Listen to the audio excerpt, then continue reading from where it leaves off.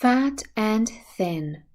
Two friends, one a fat man and the other a thin man, met at the Nikolaevsky station. The fat man had just dined in the station, and his greasy lips shone like ripe cherries. He smelt of sherry and fleur d'orange. The thin man had just slipped out of the train and was laden with portmanteaus, bundles, and bandboxes. He smelt of ham and coffee grounds. A thin woman with a long chin, his wife, and a tall schoolboy with one eye screwed up came into view behind his back. "Porfiry," cried the fat man on seeing the thin man, "is it you? My dear fellow, how many summers, how many winters! Holy saints!" cried the thin man in amazement.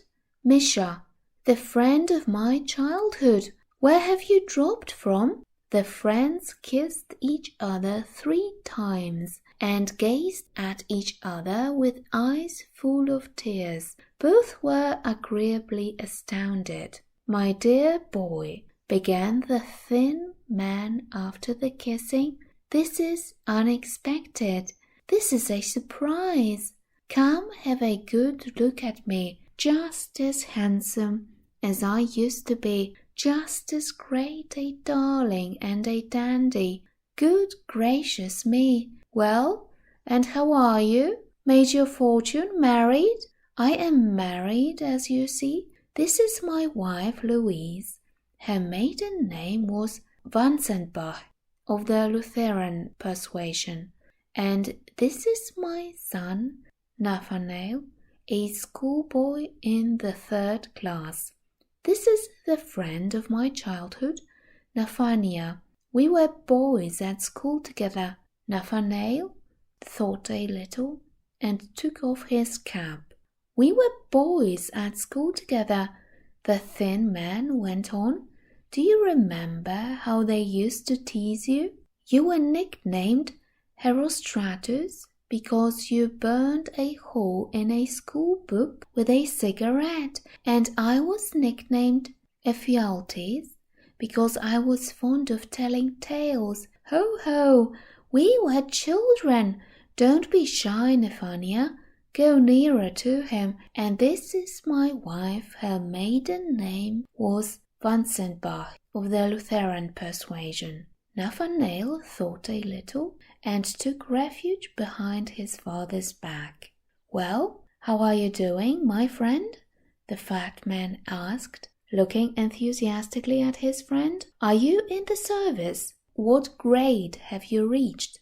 "I am, dear boy. I have been a collegiate assessor for the last 2 years, and I have the Stanislav. The salary is poor, but that's no great matter. The wife gives music lessons, and I go in for carving wooden cigarette cases in a private way. Capital cigarette cases. I sell them for a ruble each. If anyone takes 10 or more, I make a reduction, of course. We get along somehow. I served as a clerk, you know, and now I have been transferred here as a head clerk in the same department. I am going to serve here. And what about you? I bet you are a civil councillor by now, eh?" "No, dear boy, go higher than that," said the fat man. "I have risen to privy councillor already. I have 2 stars. The thin man turned pale and rigid all at once, but soon his face twisted in all directions in the broadest smile. It seemed as though sparks were flashing from his face and eyes. He squirmed, he doubled together, crumpled up. His portmanteau, bundles, and cardboard boxes seemed to shrink and crumple up too. His wife's long chin grew longer still. Nathanael drew himself up to attention and fastened all the buttons of his uniform. Your Excellency, I delighted, the friend, one may say, of childhood, and to have turned into such a great man. Ha ha! Come, come. The fat man frowned. What's this tone for? You and I were friends as boys, and there is no need of this official obsequiousness.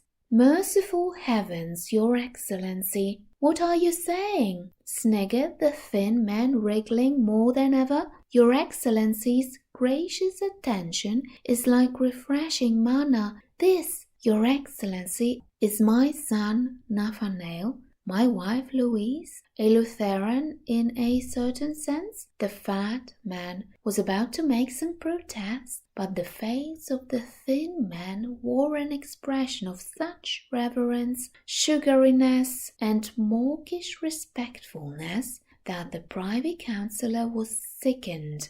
He turned away from the thin man, giving him his hand at parting.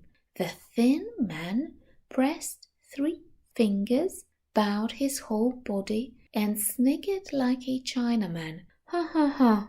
His wife smiled. Nathanael scraped with his foot and dropped his cap. All 3 were agreeably overwhelmed.